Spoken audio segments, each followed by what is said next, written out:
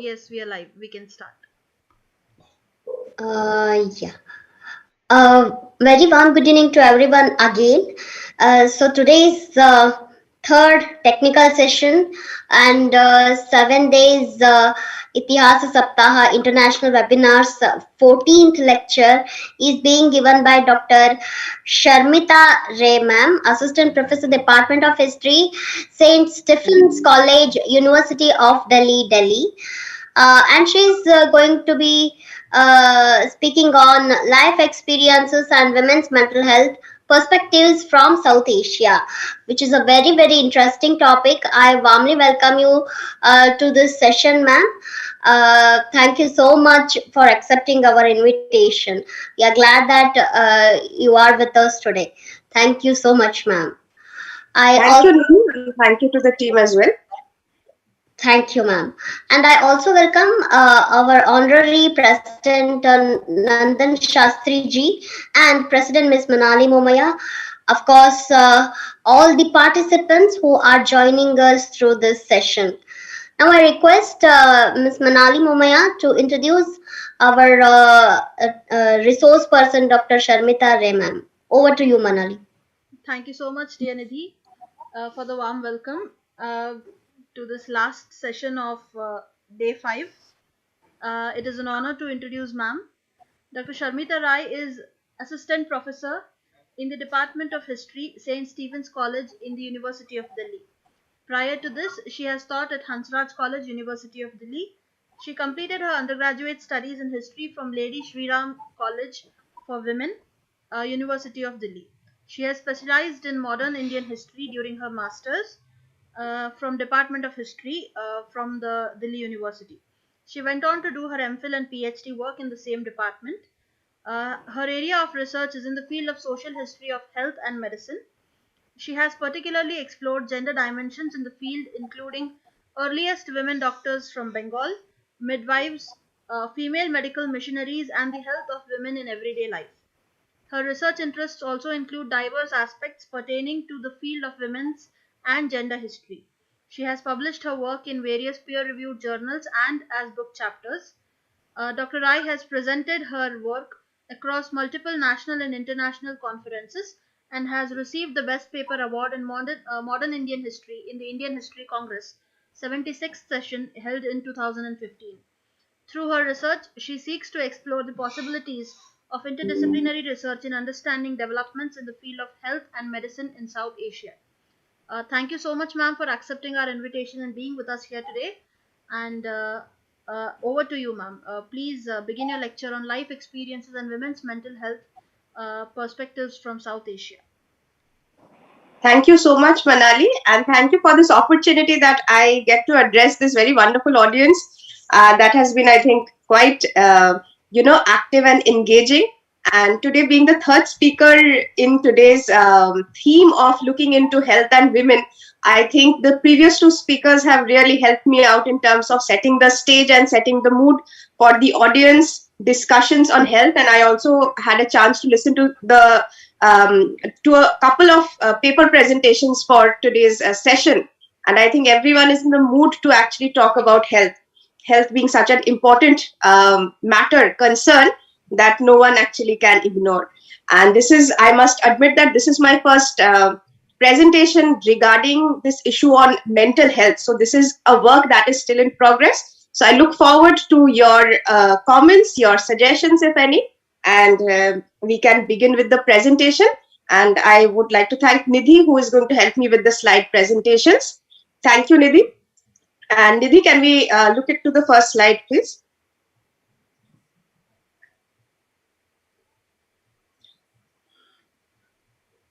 I have shared it, ma'am. The screen, I have shared it. Can you see it, ma'am? Yes, I can see it. Can you? Yes. Can you move on to the next slide? Yes, thank you. Yes.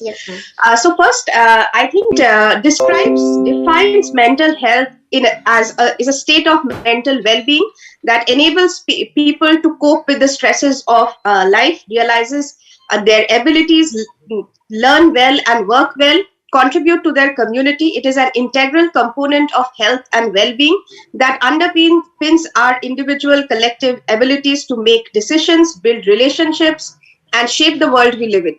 Mental health is a basic human right, and it is crucial to personal, community, and socio-economic development. I think this particular definition is quite all-encompassing, and it really explains to us all the dimensions that we need to keep in mind, including emotional well-being, social well-being, cognitive well-being, relatively good behavioral adjustments, relatively manageable levels of anxiety, capacity to capacity to cope with the ordinary demands, with the ordinary day-to-day demands and stress factors. And all of these we will elaborate upon, or we will look into how these become relevant for the larger understanding of mental health. When we talk in terms of mental health illness, we include mental disorders and psychosocial disabilities, as well as the other mental states associated with significant distress, impairment in functioning, or risk of self-harm. So mental health, that is kind of spilling over into life of an individual, as well as becoming a bit of a risk or a problem for the society at large. And therefore, mental health is not something that is just confined or just the concern of an individual. It should over time become the concern of all. As a community, as a society, we need to kind of pay attention to it. Let's move on to the next slide.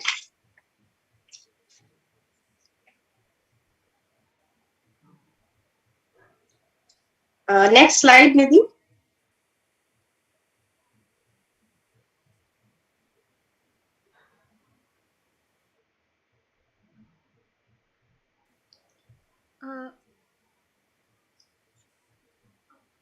No, I think we moved on. Yes, this is the one. Yes. This particular slide, we want to answer two particular questions. Why focus on women and mental health in the first place? Why women are so important when we are talking about mental health? For this, first of all, conventionally medical researches that have been carried out historically for very long periods have presumed the standard patients to be men. So everything has been centered upon the male experience and the male response.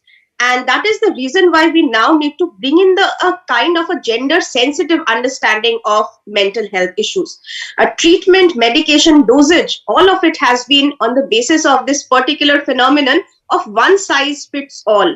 And this has come under very significant kind of scrutiny in the recent past, particularly from the 20th century, when different groups have tried to suggest that issues pertaining to different health issues should be understood pertaining to the differences that lie, or the specificities that lie within the different groups that we can talk about. The third point is, statistically across the globe, more women are in need of, and the statistics also show that they are seeking or they are undergoing treatments for a variety of mental disorders, issues, or illnesses. And the other question that we are trying to answer here is that why more women suffer from mental health issues. There has been a lot of these kind of preconceived notions regarding this, and in a very traditional or in a very conventional setting, usually it was considered biological factors that were responsible for women's state of mental health. But now it has also been combined with the socio-cultural, economic factors that are there. I have tried to kind of present this in a very concise manner under these three kind of descriptions that I am providing here. The first is that this consistent and prolonged balancing act that women are expected to perform. The multiple roles that they are doing, the multitasking that they are performing, and all of this balancing act and multitasking basically presenting or basically becoming a kind of a very serious mental overload or overwork that women are subjected to. This is in their roles of in a very conventional setting, we can talk about the wife-mother complex itself involves a lot of duties and responsibilities that are to be fulfilled. In addition to this, when we look at professional women, the domestic duties get further compounded by the professional demands that women have. And women tend to have a greater responsibility towards the household because of the way in which society actually has kind of remarked or has kind of created the domestic space to be defined as a more feminine kind of a domain, a terrain which is under the control or under the kind of responsibilities of the women person. The second aspect is the persistent pressure to perform, to deliver and achieve, and not only in accordance to one's own abilities or one's own standards, but in accordance with familial and social expectations. And these expectations range to a wide variety. Some of it I have mentioned here are looks, qualities, skills, achievements, and so much more. I'm sure all of you can think of other aspects also where women are expected to meet certain standards within their families and within societies. And the third aspect is social injustice, encountering gender-based discrimination and disabling factors such as, education, discriminations there, opportunities, different kinds of opportunities related to education or maybe other kind of skills that they might want to acquire in the field of jobs, professions, curbs on mobility, communication, housing, laws and legal procedure. Now, housing I have included here as an important factor because we all realize that there are three basics, food, food, housing, and clothing, right? Food and clothing can be easily kind of accessed, acquired, bought, but housing is something that if you will actually get in touch with women, you will find it is often poses a very serious challenge for women, particularly single women, either if they are unmarried, if they are divorced, if they are widowed. It becomes a very serious challenge for such women to get a house, to rent a house, to buy a house. So all of these factors become very significant. Curbs on mobility and communication in terms of certain locations in India still where women would actually admit to the fact that they are not comfortable or they are not permitted to travel without a male escort which could either be their father, their brother, or their husband.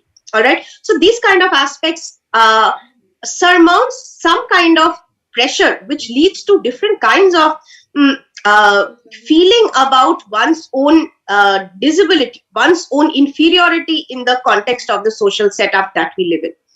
Let's move on to the next slide.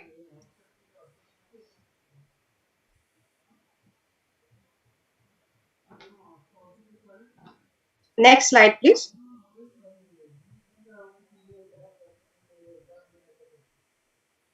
Yes. Here I am talking about some of the more common health issues, and I must say that I am just scratching the surface or just the tip of the iceberg or just even the tip of the iceberg. But anyway, we have a short time and I wanted to look at different aspects. We can have a discussion of it, of course. So the first set I am looking at is anxiety disorders. And here I'm talking about a woman's work is never done. This is a statement that many of us may have heard. And the reason for this anxiety order, I think some of the reasons, not all of it, is overwhelmed with overwork, pressure to perform, fear of facing people and situations, circumstances. And anxiety usually is associated with some kind of expectation of the future not kind of revealing itself or not unraveling in an expected way or unraveling in a way which is not highly desirable. So in that sense, basically aspects of panic, of anxiety becomes a very common stress factor for women as such. The second aspect is that of depression, which can be situational, which also can be clinical depression. And depression is something I think that has been touched upon in the previous lectures also. Reasons for depression are some of the crucial reasons are unachieved or unattained potential, contributions not recognized, being subjected to judgmental attitude or comments. In contrast to anxiety disorders, if we look into aspects of clinical depression or situational depression, these are more in terms of reference to the past, what has already happened. So when we talk in terms of anxiety, it is about what is going to happen and fear of that. When we talk in terms of depression, it is about thinking and rethinking about the past, dwelling in the past. That is what is a very major cause of a sense of depression. Let's move on to the next slide. We talk about the third set of issues where I'm talking about abuse, deprivation, and PTSD, or the post-traumatic stress disorder. And here we are discussing the incapacity to cope with recurrent abuse, the memory of abuse, violence, aggression, and or the experience of deprivation. Uh, uh, Abuse, violence, aggression are not natural phenomena.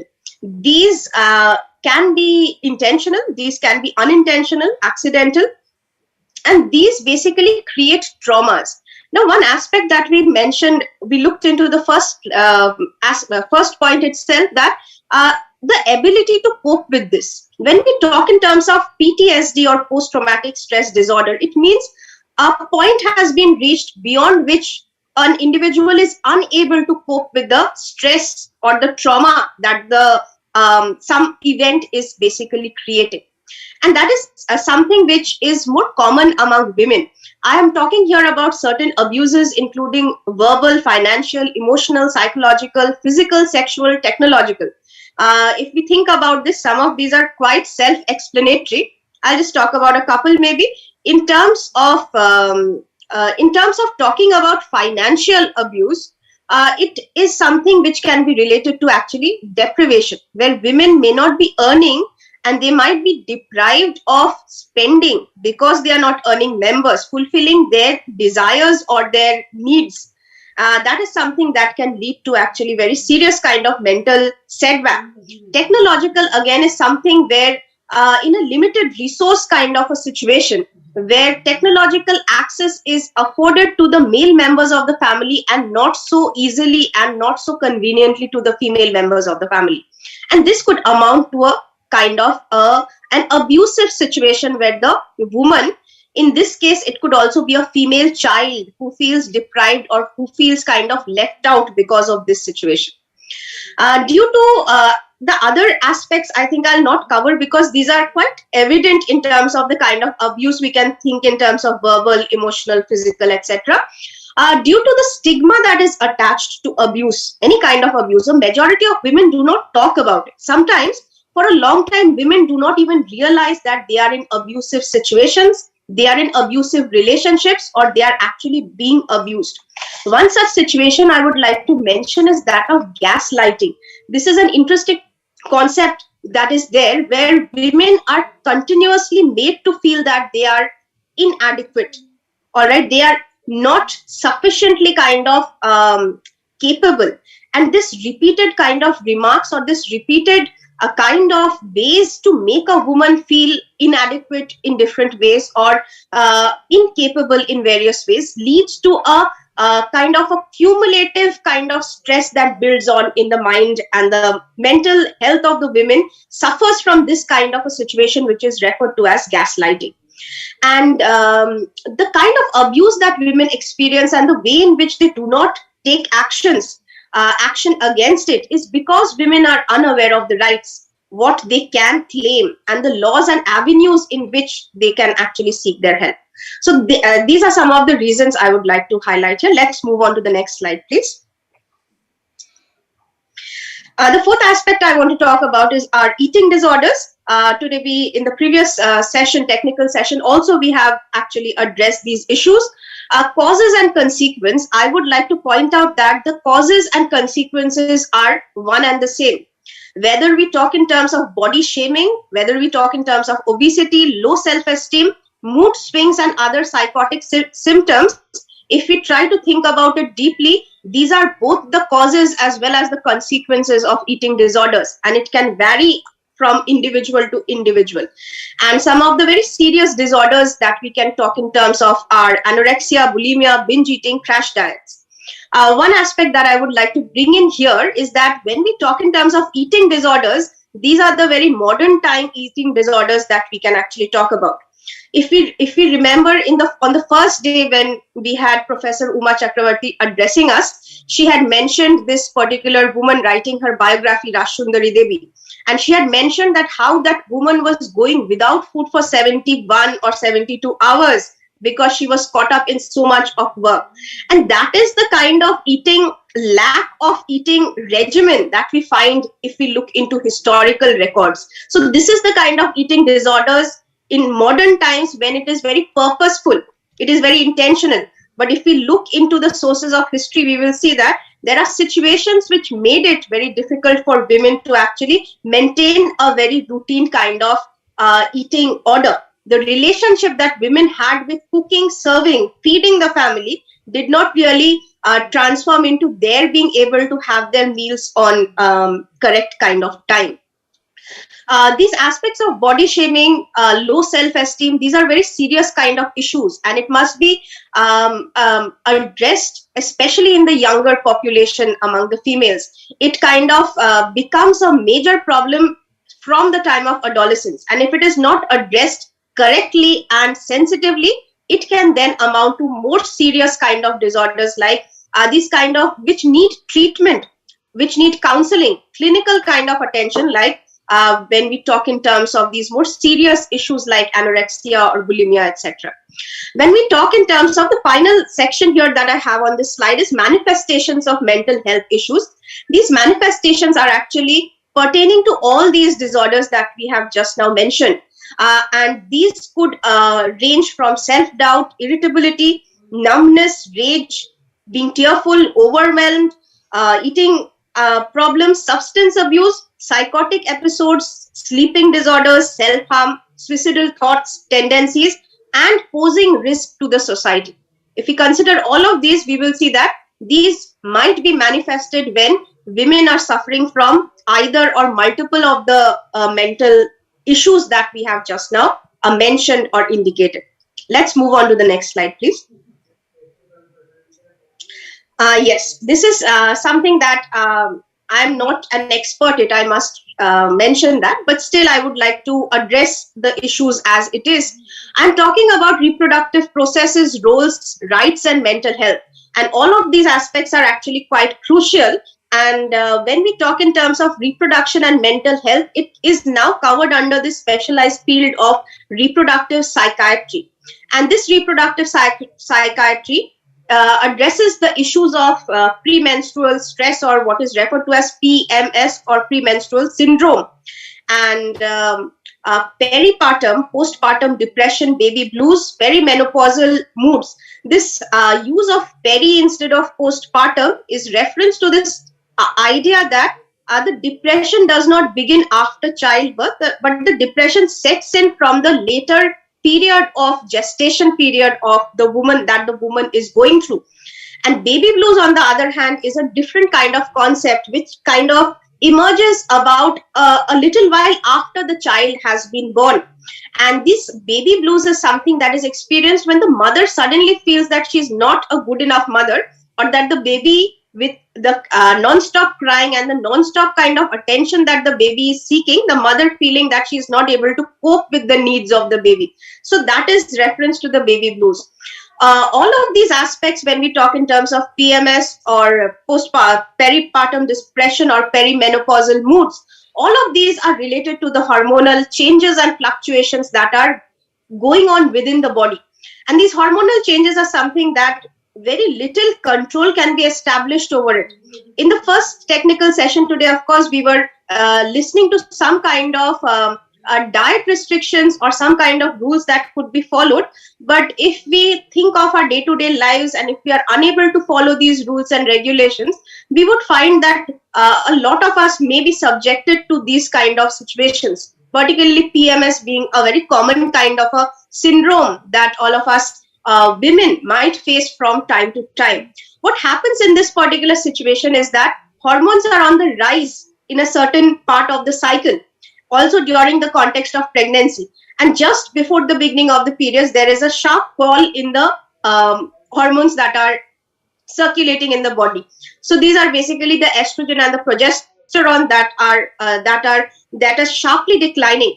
And that is the reason why these kind of depressive moods anxious moods, angry kind of moods sets in. All of these are actually pertaining to all of the aspects that we are talking about, the changes in the hormonal compositions which affect the moods, the mental states, and the mental states are affected to such an extent that it might be in need for clinical attention.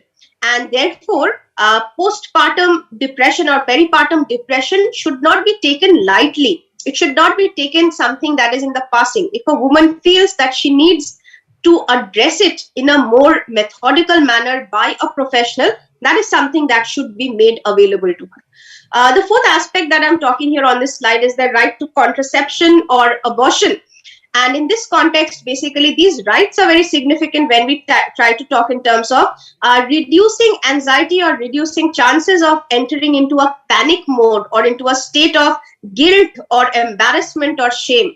Contraception is something that is very, like both contraception and abortion are very crucially or very significant when we talk in terms of the context of India, as well as when we talk in terms of the context of the West. Because in the context of the West, if we talk of US, in the 1960s and 70s, we have witnessed the pill revolution. Pill, Pill. That is, how contraception should be available as a pill, which can be just kind of an oral contraception that we refer to, that can be easily used and can be easily kind of accessed by women to avoid unwanted, undesirable pregnancies. Abortion again is a more complicated kind of matter because it not only is a medical procedure. We have looked into abortion. Recently also there are certain kind of legal judgments that have been passed regarding it, where it has been liberalized in a context like India, but it continues to be a very restrictive kind of right in a country like USA, where there are still very significant restrictions on the right to abort. And these, of course, will have very crucial impact upon the mental health of women. Let's move on to the next slide, please. These are some stats that I wanted to share in terms of women's mental health in India. And these are statistics that were released just prior to the Women's Day of 2023, which actually tell us that a large percentage in India, roughly 7.5% of women suffer from severe mental health conditions, and nearly half adult males are affected from less serious mental health issue at least once in a lifetime. This is in the context of India, and there is an age breakup which is given here, which kind of tells us that the largest percentage of women seeking mental health consultations are between the age group of 25 and 34. Now, the reasons for this can be two. One is awareness. One is the less consciousness or the less stigma that they feel that is attached to seeking help for mental health issues. The other aspect, of course, is that the increased levels of stress, anxieties, work pressures, and pressures of, again, balancing their multiple responsibilities, which kind of is responsible for this high percentage. And of course, we have around 16% women, both in the age groups of 35 to 44 and 18 to 24, who are seeking help for their mental issues. And the 5.6% women are then responsible for the context of the older women that are present. And the most discussed concerns were withdrawal symptoms, suicidal behaviors, stress, panic, post-traumatic stress disorder, eating disorder, drug abuse, and alcohol addiction. So these are the issues that women in India are facing in terms of the mental health challenges. Let's move on to the next slide, please.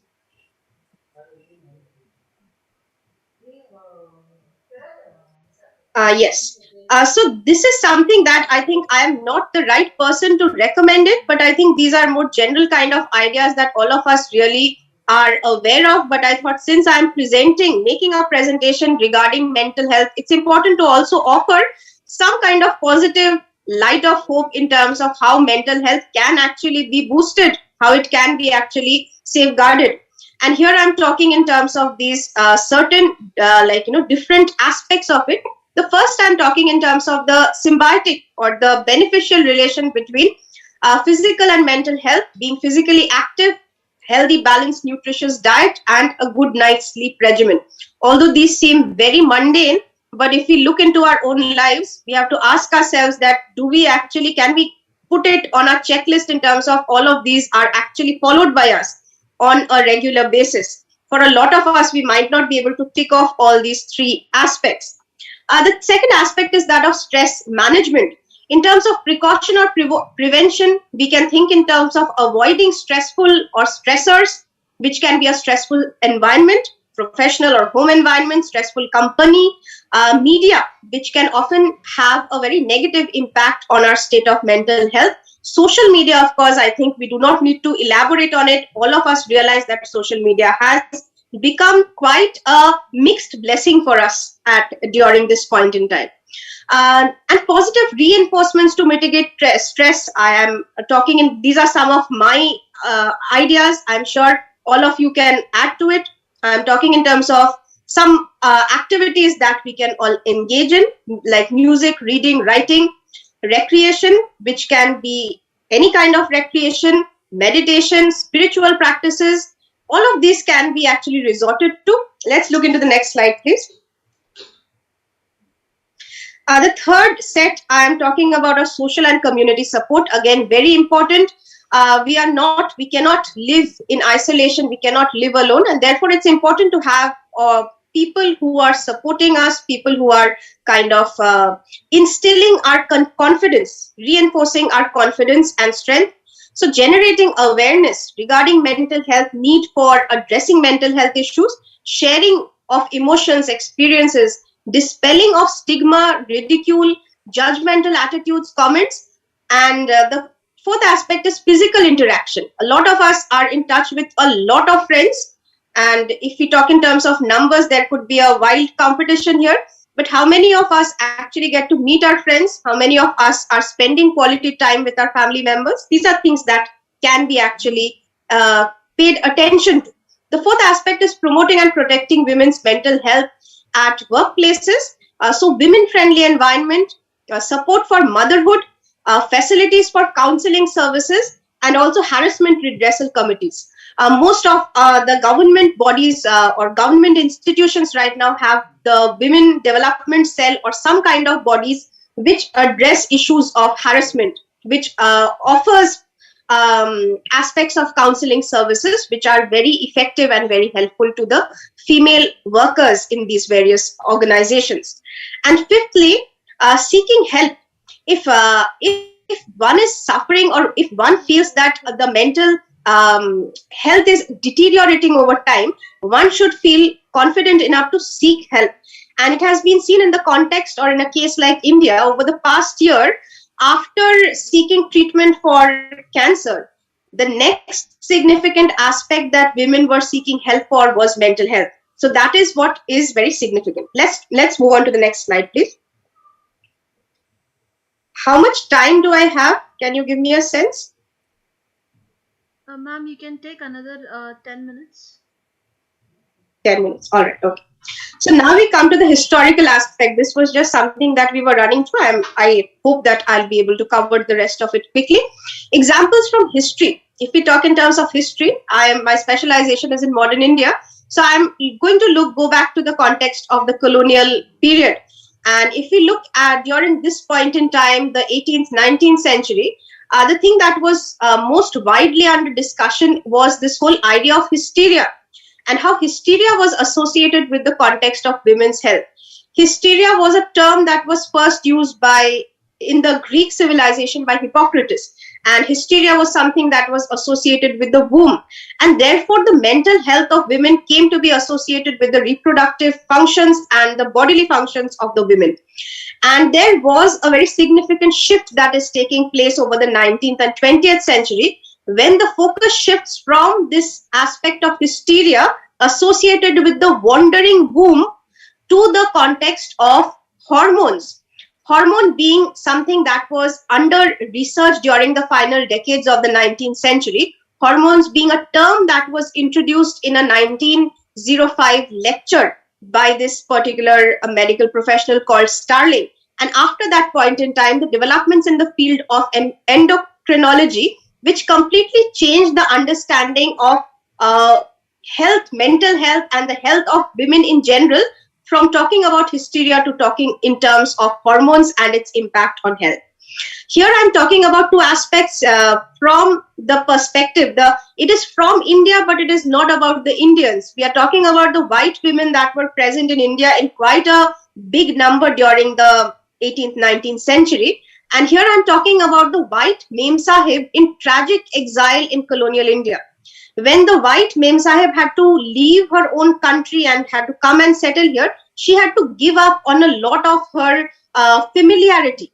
And living here in India often kind of turned out to be quite tragical and quite kind of challenging for her. She even had to leave behind her children who were required to get an education in the context of Britain. All right. And therefore, living here with their husbands, with their children left back at home, led them to develop various kinds of mental health disorders. The second aspect that we are mentioning, I'm mentioning here, are the barrack wives, that is the wives of the soldiers who were numerous in numbers because the colonial power here was sustained by their military strength also to a very large extent. These barrack wives represented women coming from the lower socioeconomic sections of the British, and they are the ones whose mental health conditions were affected due to socioeconomic problems.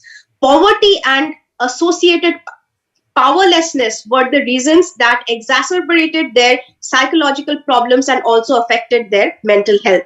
So these are aspects that we could pay attention to. Let's move on to the next slide, please. Here I am giving the examples. I think I am giving the examples of two women here whose biographies or whose personal narratives I have actually referred to in my larger research. And here, although there is no conscious awareness about mental health issue or mental health problem, in their writings we can actually see that there is the expression of certain aspects of health issues that we have just now discussed. So I thought it would be interesting to look into the biographical writings of women and to see how they are actually describing the state of their mental health. Here we have this woman called Shudha Mazumdar, and she was born in 1899. She was married around the age of 13 years of age. And here she gives us a description about her initial days after her marriage.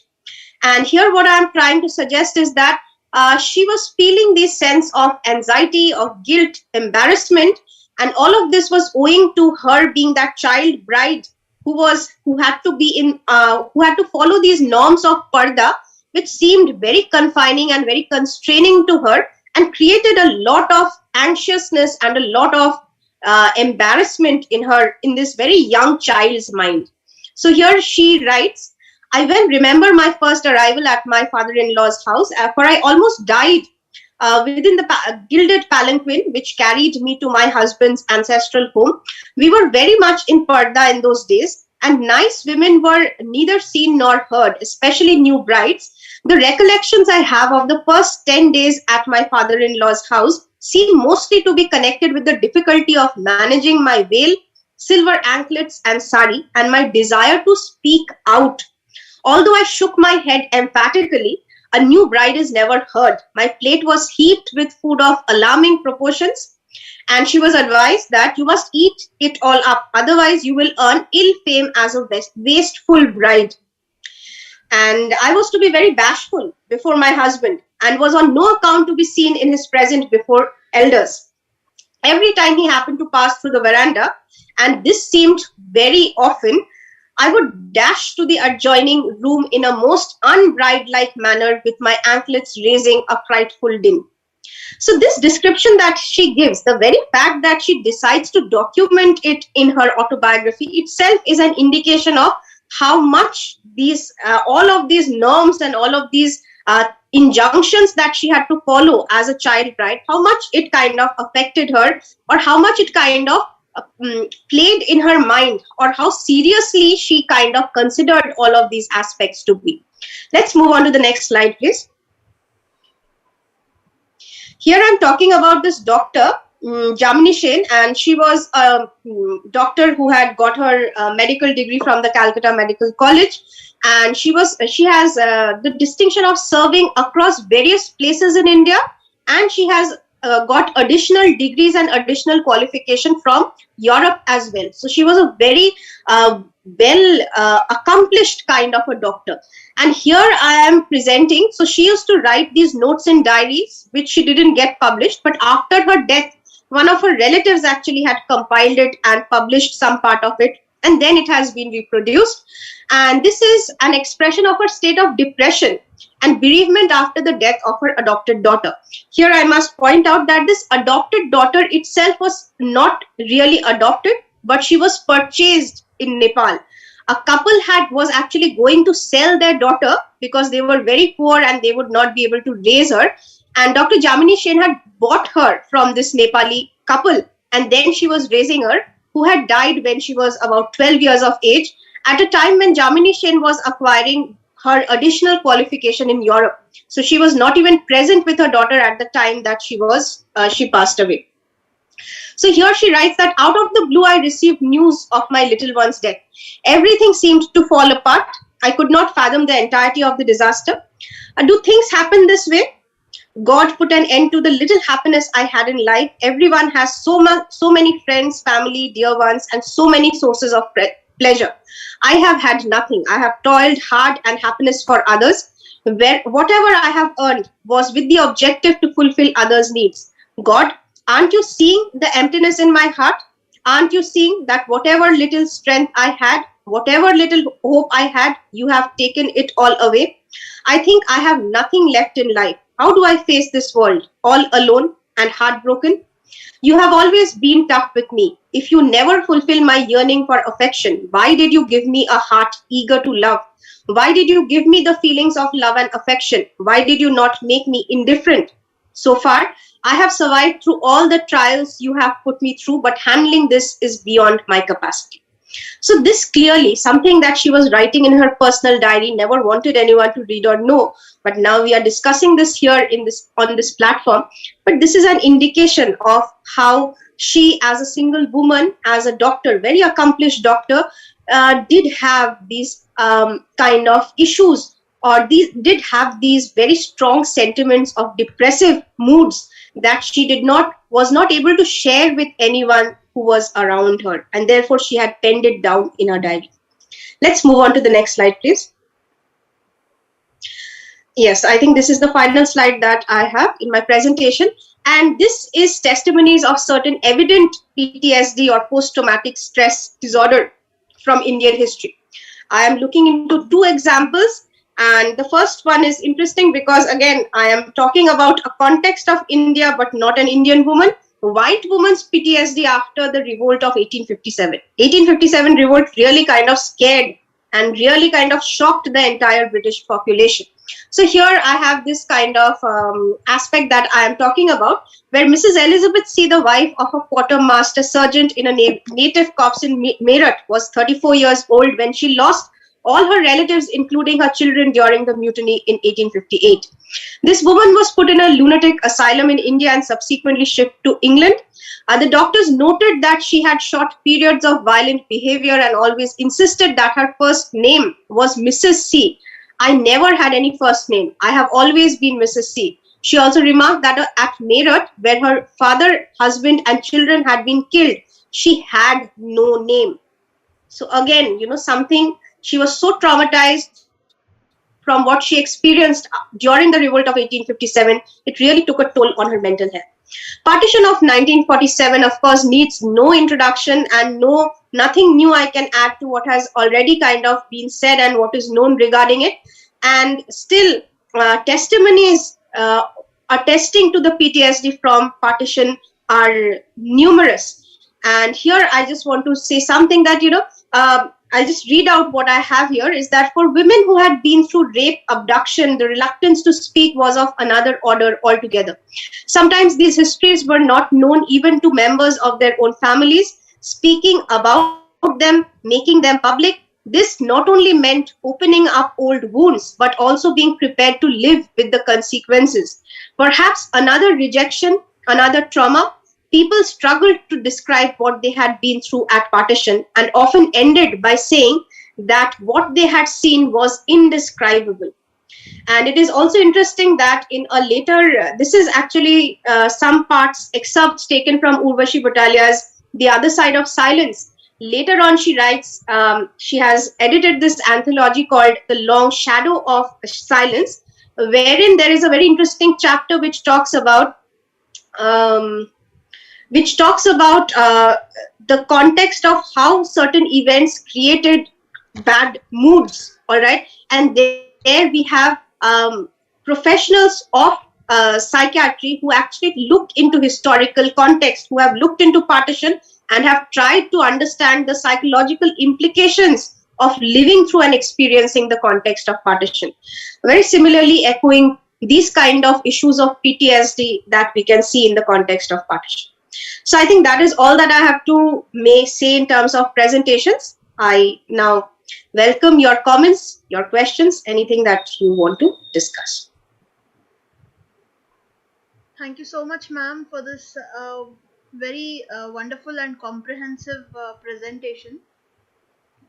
Thank you. Thank you. Covered so many topics related to the mental health of women, and that too along with historical illustrations and stories that gives us somewhat of a new perspective to mental health, because it is a very relatively new topic of concern in Indian society. Even today, when we talk of mental health or visiting a psychologist or a psychiatrist, people stigmatize it. They say, are you mad? Are you mental? Are you a psycho? So even myself, as a psychology student myself, when I tell somebody that I'm a psychology student, they tell me, so tell me what is going on in my mind. Can you read my mind? So that kind Absolutely. of Are you a psychic? Are you a psychic and yes. not a pathologist? Yes. So there's so much of misconceptions and so much of myths related to this, and Yes. mental health especially. People do not believe that anxiety disorders and depression are real. In fact, Absolutely. uh, they are still in denial. As a society, our society is still in denial that mental health and mental health issues are real. So I greatly appreciate your presentation because it covered so many topics of mental health issues. uh, I I just want to add a few things. When you were Yes. mentioning about uh, the anxiety disorders, I think it starts from home, where Absolutely. girls are asked to uh, behave in a certain way. If you are black, there will nobody will marry you. Or if you sit or laugh or speak in a loud voice, or if you do something in a certain way, you will not get a good boy for marriage. This kind of They have been filled with ideas that marriage is the ultimate destination and ultimate goal of life, and not finding a good husband or not finding a husband at all is the ultimate tragedy of life. So from there the anxiety starts. They start questioning their every step, their own. They start having the self doubt there. What if I do this? What if I do that? And then they do not have the confidence to face the society or the world, to come up on a stage and speak. I think it starts from there. Absolutely. So actually, these are the imposition of expectations, not only the standards that we want to set for ourselves while we are getting an education, but what the society already has decided for us. That, this is the ideal and this is what you have to kind of follow and this is what you should achieve. So definitely that becomes highly stressful and pressurizing for everyone. Ma'am, I want to add on something here. As Yes. my domain is medieval Indian history, All so we right. can take Jahannara Begum's memoirs as example, Yes. where she goes through a lot of depression, anxiety, sadness, everything. So that can be also taken as a psychological history, as a part of psychological history, which is of course Absolutely. a new section in the historical studies. Presently, a lot of historians are actually working on the psychological history, where they are trying to understand the thinking of any particular individual personality of past, why they did so, what was actually going on in their mind during that period, how the situation impacted. So Jahanara Begum can be taken as an example, and Jodhabai also can be taken as an example.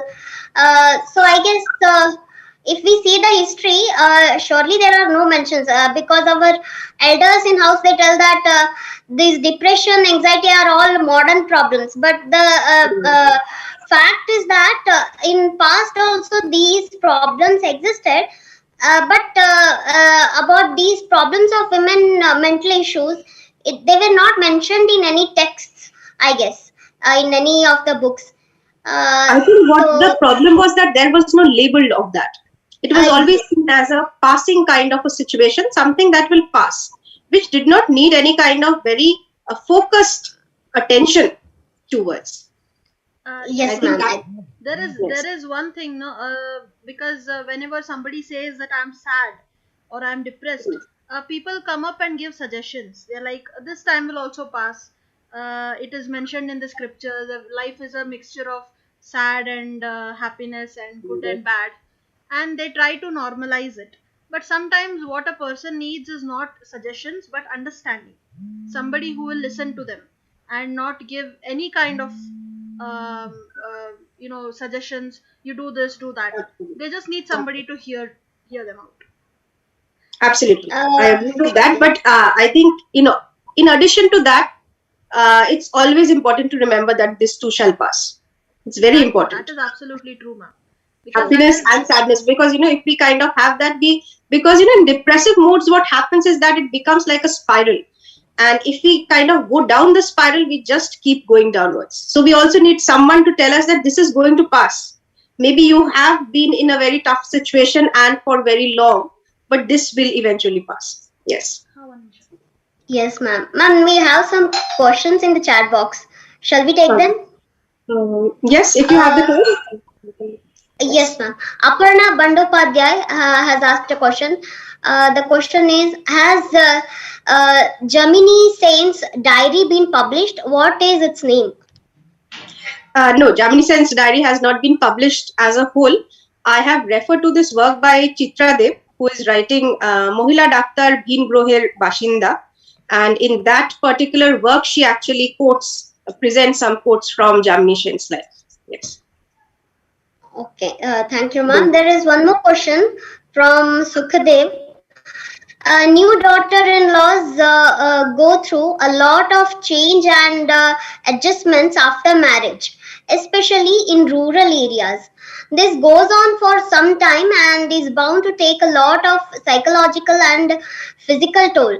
Is there any way the psychological toll of this phase can be reduced in backward areas? That's the question. I think the kind of response that we can have to it is very similar. I think the rural-urban divide, we cannot see it as differing in terms of how we would respond to it. Once again, as the discussion that we are having is that we need to be sensitive. So if that sensitivity can be kind of introduced, also in terms of, having the support of your own family, I think that is very important for women. This whole idea or this whole aspect that we have, not exactly custom, but a kind of a feeling that we have in India, at least in certain parts, is that once you're married, do not turn around and come back to us. So that kind of really becomes a bit of a setback for a woman who feels a little lonely sometimes in her in-laws place. And I think that could be something that where you have the family support, not only of the family that you are being married into, but also the family that you are actually leaving behind, right? So I think all of this together can be useful.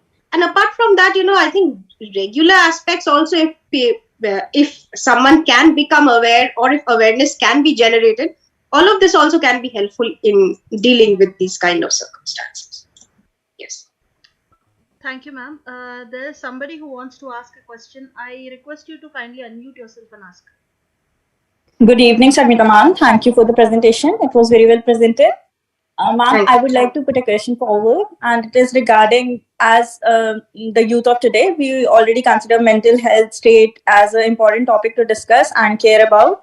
Ma'am, so when we talk about anxiety, is it really anxiety when we are reacting to certain things at home and outside, or is it the mere reaction which should the reaction that we should actually be giving to the cultural norms and the things that keeps happening at our place, home, and outside in the society? Like sometimes it's हमें ऐसे ही react करना चाहिए उन चीजों को लेके because that's how we should react because वो चीजें ठीक नहीं होती and it has nothing to do with कि हमें एंजाइटी है और इट्स लाइक हम लोगों को एंगर इश्यूज है how to distinguish between those things Yes, I think what you're saying is very relevant, and it's very difficult to draw a sharp line, dividing line that this is where our moods are ending, and this is where the problem is starting. So it's difficult to distinguish between that. But I think again, what I feel is that awareness and acknowledgement. If you feel that there you can make this distinction in your own behavior, try to be a little bit more conscious about when you're slipping from your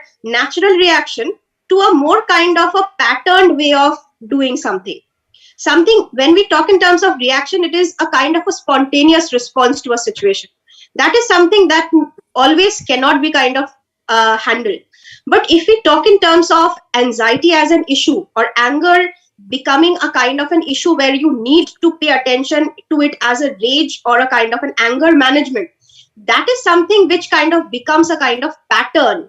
All right. And if you are able to recognize, if you are able to kind of become aware that I am, as a pattern or as a recurring thing, I am losing my temper on every little or every small thing that is happening.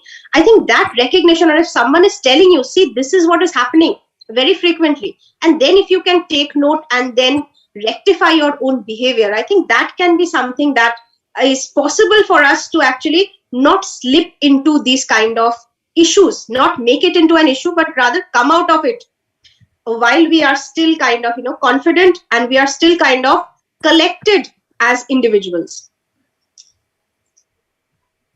Thank you, ma'am. Thank you so much. You addressed it. You're welcome. Yes. Absolutely, ma'am. I just want to add on, anxiety itself is not a problem because we need anxiety in our life. There is necessity of anxiety, but only when it becomes a disorder, especially when unnatural things are going on in the life, and when things which should not happen are happening, then anxiety becomes a disorder, and then it becomes problematic. I have myself and also seen women who have chronic back pains and headaches and all that. So it is psychosomatic. The term psychosomatic disorders come into play here. uh, because of our psychological conflicts which are going on inside our mind. It affects our physical health to such an extent that we cannot go on with our regular lives naturally or normally as we do every day. So that is the issue here. Absolutely. And also one thing is there, that everyone's response to stress or anxiety is not the same.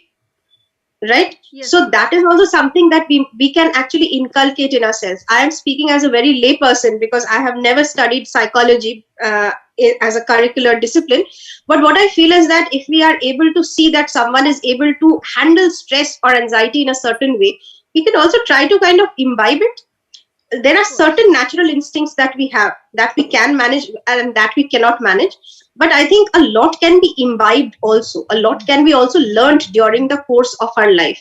And states of depression, especially situational depression, if we go into depression for a short period, after we emerge out of it, we emerge mentally much stronger. We have the confidence that yes, even if I get into depression, I'll be able to come out of it, and I know how to get around it. So that is also, I think, very crucial or significant to kind of also that self assurance, that self kind of confidence that we can get from that, self suggestion, if we could say. absolutely, ma'am. And there are, of course, psychologically proven methods of coping with anxiety and depression, which can be very, very helpful for a person. I think everybody, and the stigma that is there, I think it is decreasing. The stigma that is attached with coming out and sharing your feelings and saying that I have depression or anxiety, that is reducing, and that is a good and welcome thing. Absolutely. I think our film stars are doing a good job there. Yes. They are actually coming out, right? Because that is something that a lot of people follow. More than people in academics, we have popular figures being followed in that way. Yes. There is a question, and a very interesting question in the chat box by Dr. Meenakshi Pathak. Such an eye-opening lecture. Could you please tell me something about the tribal women, those who are getting into trance or Devi? They go into a Yeah. trance. They come on. Devi comes on their head during their rituals and ceremonies. Thank you so much. That is also something which is often related with women. Yes.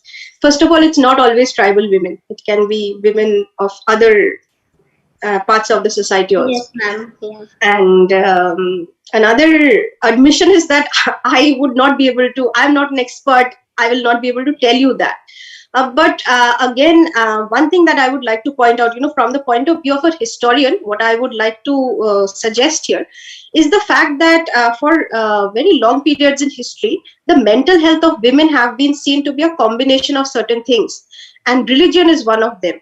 And this aspect of Devi ka prakat hona or Devi charna is there, or it can be Devi, it can be some kind of demoniacal influence also. All of these aspects actually have a kind of a religious aspect to it, and sometimes certain clinically treatable or kind of medically relevant mental situations also are sometimes seen to be associated with this kind of phenomenon, where the woman kind of presents herself that she is possessed. But sometimes these are also according to what I have read, as I'm telling you, I'm not an expert, but what I have read or what I have kind of seen is that sometimes it's a simulated environment also leads to the kind of response that it elicited out of a particular woman. For instance, a woman already suffering from some kind of a mental disorder, if she's presented with a lot of loud noise and a lot of this kind of chanting, drums being beaten and everything, it might trigger something in her which is going to make her behave in certain way. It might not be acceptable kind of answer, but this is something also that has been talked about or that has been mentioned. Absolutely. Yes, ma'am. But Hysterical episodes. I think. hysterical episodes, yes, and these are like multi-layered kind of understandings that are present to it. Yes. And I think sometimes to get the attention of people around them, these kinds of episode also naturally occur. They will not themselves do it, but it naturally occurs. I guess so. Yes, I'm sure like there is some there might be something natural, there might be something induced, there might be simulated. It's very difficult to kind of say that this is exactly how it happens or this is how we can explain it. At least I will not be able to explain it in a very convincing manner, I suppose. Actually, ma'am, I had observed such one situation. Actually, there is a village called Yelgur in Bijapur district in Karnataka. So yearly, there will be celebration called Kartik. There is a Hanuman temple, so yearly celebrations occur. So there once I observed that one lady suddenly started, dancing, keeping a vessel on her head. She started dancing, and she started throwing pandara and all the kumkum. So I have actually observed it. So I Yes. guess Actually, people it's a also very get really excited in these times. They do it in terms of passion also. It need not always be seen as a kind of a problem. It might just be a very passionate expression of their love for their, divine power, right? That is also sometimes there. So there, what I'm saying, that is what I'm saying. Like there can be multiple kind of reasons or understandings, layered kind of things that might be involved. Yes, ma'am. Yes. and the vision was very furious. That vision Yes. was very furious, but Yes, I have not seen a real life instance, but I've seen kind of videos of this kind of a situation. Yes. There is a follow-up question by Mr. Sukhdev about the question on why daughters-in-law going into new homes they feel these anxiety disorders. There's a question following up that Why are such instances less common in societies where women are more free? What is the definition of women being more free, and what is the definition of women being less free? If Sukhdev would like to unmute himself, and if he wants to talk about that, because we have to try to, like, break it up, because are we talking about empowered? If we are saying empowered, then it means that they are more aware. But if we are talking about free, Yeah, that good can evening, mean, ma'am. yes. Ma'am, my question was in regarding to the previous question which you were answering about All right. tribal women being Oh, in trance or something. All And right. by more free, I meant to say that where they are more free to make their own decisions, or at places where they are doing job, mostly in urban areas. We don't seem to find such cases in urban areas. They are only common in tribal areas or rural areas where people get in trance or mata comes to them. So in such a case, No, I wouldn't say like this is a very, like, whatever happens in a particular context. We wouldn't say again make this kind of a rural urban divide. This would not be very appropriate. Now, even suppose if a hysterical episode is happening in an urban center, now will that be recorded? Will that become a spectacle? How will people, suppose members of the family, respond to it? It is something that will be hidden within the four walls. And if it has to be addressed, it will be addressed in the doctor's chamber, right? Whereas if you are talking about a rural context, this same episode, the recourse or the remedy that is going to be sought, the kind of explanations that will naturally come to mind will be different. So it does not depend on the woman herself, but also the context or the circumstance that she is living in. It is not the woman herself who is going to claim that Devi aa gayi hai in the rural, and will not say Devi aa gayi hai in the urban, but it is how the rest of the people around her are going to talk about it. That is going to reinforce this particular aspect.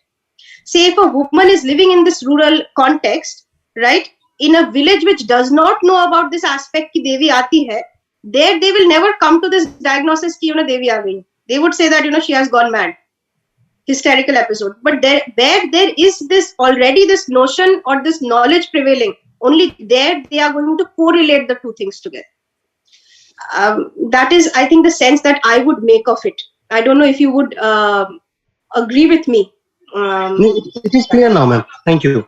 The answer was completely covering all the aspects. Thank you, ma'am. All right. Oh, Absolutely correct, ma'am. Because it is how the people interpret.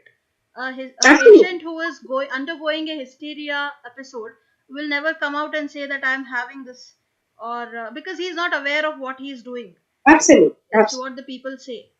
Dr. Tarang Kapoor has raised her hand. I think she wants to add on or ask something. Yes. Thank you so much. I just wanted to add to the response for the last question.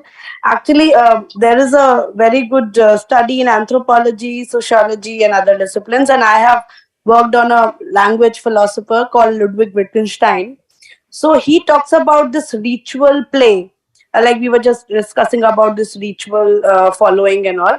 He talks about it as a form of life of people who are participants in that particular action. Now, this action, as Sharmita has rightly put it, that in an urban setup, people's response will be different. So, people have already found out ways in which they practice religion in an urban situation and their responses. Now, you cannot possibly, just put the whole blame on a woman who is responding to the ritual in a particular way in a rural setup. See, we have to remember that the society there, the cultural practice there, is following that mode of praying to the goddess or god. So that ritual has a particular context, and saying that only the woman is getting instigated into behaving in a particular way. Remember, the woman is being told to play the role of a goddess.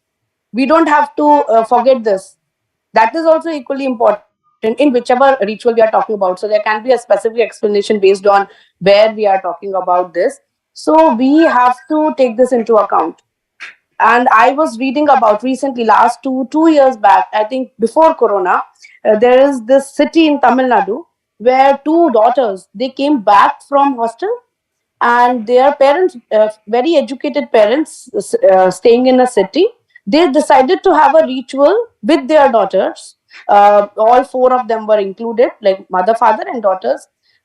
Just to Because the daughters were not doing academically well or whatever was the reason, they wanted to ensure that in future the doctors are going to be performing brilliantly. And what happened at the end of the ritual was both the parents they ended up killing the daughters, and then it was discovered that they have done it, and the mother was completely in hysteria, and she said that she believes that her daughters are in a better place now, so she was not able to come in terms with the fact that she has done wrong. And this was in an urban situation. So actually there is no urban rural divide, it's a human response, the way people start believing in certain things. So so internalized, in such an internalized manner, that they end up behaving in a particular way. I don't know, sorry, I just wanted to add this.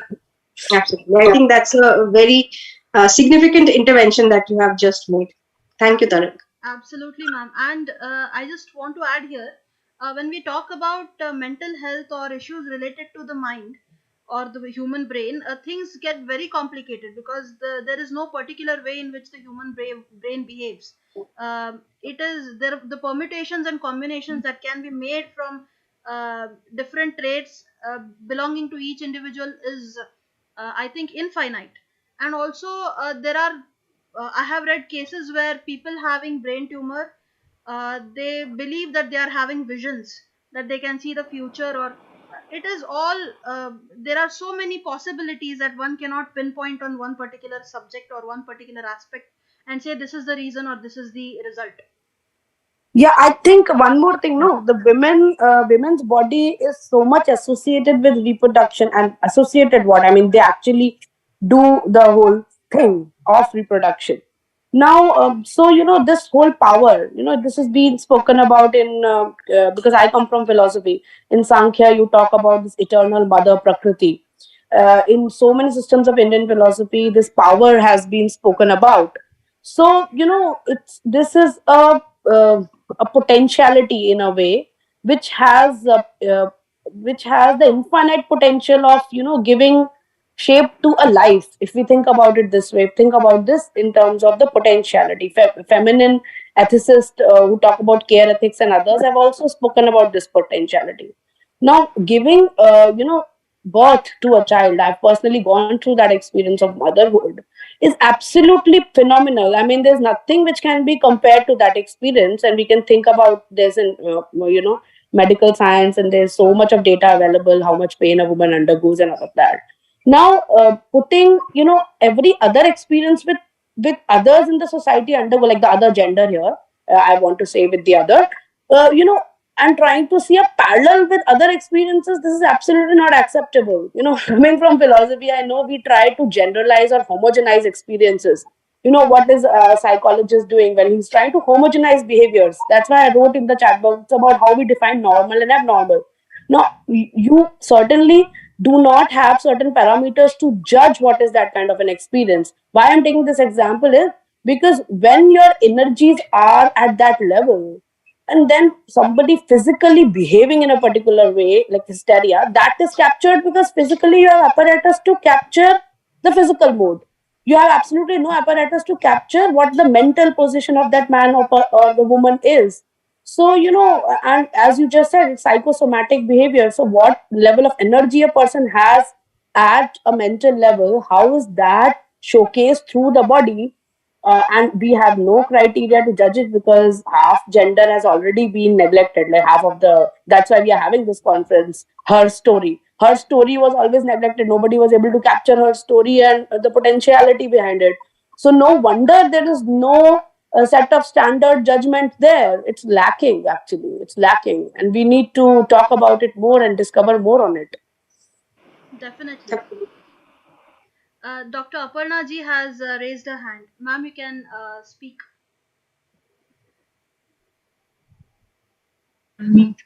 Yes, Sharmita, I'm deeply intrigued by your presentation. Actually, I've worked a little on women's mental health in colonial Bengal. This is part of my dissertation on love, women in love, and and one of my interesting findings was that novels were blamed for women's suicidal, hysterical tendencies towards hysteria and suicide. Okay, and there was a whole debate that raged for quite a few years in the contemporary print media regarding this. To what extent were novels responsible for women's mental illness? And another thing, I found that some women who wrote in this time wrote autobiographical accounts in this time were clearly schizophrenic. Among them was probably Indira Thakur, Indira Devi, who was related, was a member of the Tagore family. I mean, not Indira Devi Chaudhurani, but she was married to some man in the Tagore family, and some other women who've written autobiographies have like Shanta Devi, then Pratibha Boshu. They've talked about their mothers failing mental health post midlife. I mean, in this midlife stage. Okay, so I mean. I mean, they didn't know the reason, of course. I mean, contemporary medical science was yet to interpret this as a kind of a hormonal crisis that either preceded or succeeded menopause. Okay, so your study is very interesting, and I can relate my own study to it. And thank you once again. If you read my book and my article on hysteria and suicide, you'll find that I've interpreted Sneholata's suicide differently. I mean, she was a schizophrenic, in my opinion. Okay, thank you very much. So, Thank you so much for the inputs. It was very wonderful, to get some additional inputs on actually how I can read some more and gather some more knowledge about this particular field, because I'm just making my entry or foray into this particular field of work. Thank you. yeah. Thank you so Okay. much, ma'am. Thank you. Thank you. And with one last remark, we will just conclude this session. As ma'am told, yes, the midlife crisis especially is very, very complicated for women, because uh, they experience the menopause and the empty nest syndrome at the same time, and the psychological toll that they undergo during that particular period of their life is too high. And I think that is also one of the highest, the times when the highest number of suicides committed by women, uh, they can be placed in that particular period. So there should be more studies on uh, perimenopause and postmenopause and that particular time of midlife crisis. So we should definitely have something on that. Absolutely. We have to read into it. Actually, that is the challenge that we have. So let's take it on, Sure, all ma'am. of us. Sure. Sure, ma'am. Yes. There's a wonderful book that's been published only a few months back. This is in Bengali, Ritu Oboshan, which means menopause. This consists of accounts by several women who have discussed their menopausal experiences. And I myself have author, ma'am? contributed a chapter to this. Who's the author, ma'am, of this anthology? It has been edited by Bashubi Chakraborty. Okay. All right. All right. I'll look Who into it. Thank taught you. sociology at Rabindra Bharati University. Yes. She's retired. Okay. Okay. Thank you so much, ma'am. Seeing that there are no more questions in the chat box, and of course, we have had a wonderful and very, very productive um, uh, Q&A session, a discussion session after the lecture, which was also very wonderful. I think we have come to the end of this session. So, with the permission of the moderator of this session, I'd like to take the opportunity of proposing the vote of thanks, not only for this session but for the entire day's sessions. Again, the fifth day of this particular webinar has gone by very eventfully, very successfully, and we have had 3 fruitful sessions of lectures. All 3 were very wonderful, very informative, and all 3 were absolutely intriguing. We will keep thinking about these lectures for a long time to come, and of course, much more. We will go deeper into the subjects. So, I thank Dr. Sharmita Rai for her very comprehensive and very enlightening lecture. Thank you so much, ma'am, for accepting our invitation and being here with us today. Thank you so much, and I want to thank the organizers as well as the participants who really kind of livened up the discussion after my presentation. Thank you so much, everyone. Thank you, ma'am. I also want to thank our honorary president, Shri Nandan Shastri sir, who has also joined us. And I also want to thank all our participants, particularly Dr. Aparna Bandhopadhyay, Dr. Taran Kapoor, and Dr. Sukhdev, who very actively participated in the Q&A session. And also, I want to thank my dear friend Miss Nidhi Katti for moderating this session so wonderfully. We have come to the end of the 5th day. See you all tomorrow, a fresh day and with some fresh new theme and 3 more wonderful sessions. So the list of sessions and everything related to it will be posted in the group. So stay tuned for that.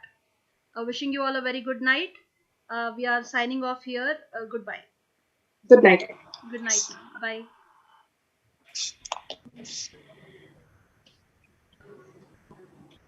Recording stopped.